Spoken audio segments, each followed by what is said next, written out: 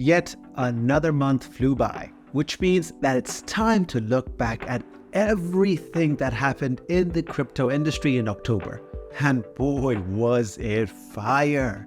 And I don't just mean the pumpkin spice. The spooky season may have been scary for some crypto CEOs. So stay tuned and grab your popcorn to find out, because this is going to be good. Alright, first up, let's dive into the Sam Bankman-Fried trial madness. If you've been living under a rock, the FTX madness was everywhere this month. It's like we hopped into a time machine back to November last year. The courtroom circus kicked off on October 4th, and oh boy did we get an eyeful.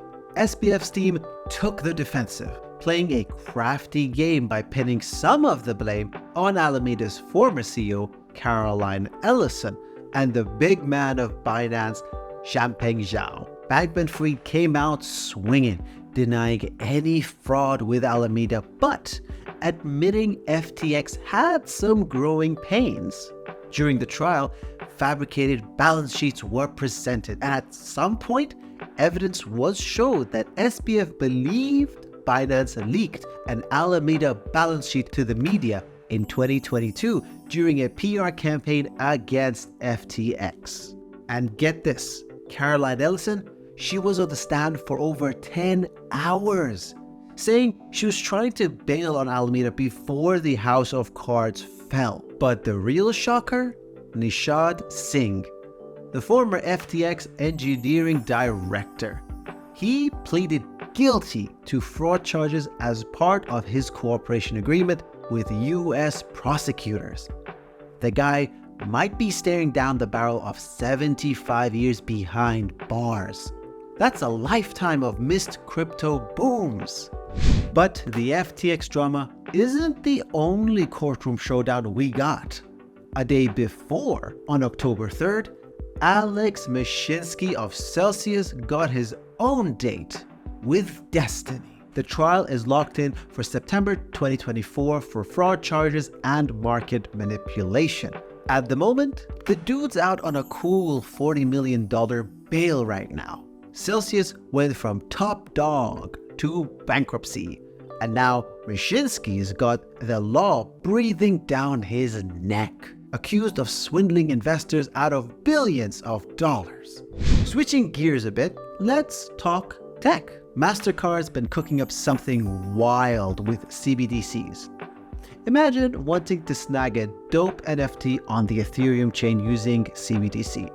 Enter Mastercard and its solution that enables this transaction. During the process, the necessary amount of CBDC is locked and then minted on the necessary blockchain. They're wrapping CBDCs on different blockchains, kind of like how we wrap Bitcoin and Ether. This was all demoed on Reserve Bank of Australia's pilot CBDC platform. And the end game? Well, making blockchain more user-friendly for you and me. Now, for those of you holding USDR or real USD, brace yourselves. This real estate-backed stablecoin just took a nosedive, went from pegged to the dollar to chilling at about 50 cents. It was caused by the rush of redemptions that drained the reserve. And when the mass withdrawal started, the coin value was sliced in half. Some dude even swapped over 130,000 USDR for zilch. A bot saw this chaos and ran away with over $100,000. It's like the Wild West out here, people. But there's a silver lining. Huobi Global's HTX crypto exchange, they managed to claw back almost 95% of the 5,000 Ether swiped from them in September, which is about $8 million. How, you ask? Well, they basically told the hacker, give it back and we'll slide you a cool 5%. And it worked. Oh, and speaking of big moves, Grayscale's back at it, aiming for that sweet Bitcoin exchange traded fund known as ETF. After a recent win in court, they're knocking on the SEC's door again, hoping to list shares of its Grayscale Bitcoin Trust on the New York Stock Exchange ARCA with the ticker GBTC. Fingers crossed for them this time around. Phew, that was a whirlwind of a month. Did we miss any juicy bits? If so, drop it in the comments. Now, smash that like button, subscribe for the ride, and we'll catch you on the flip side.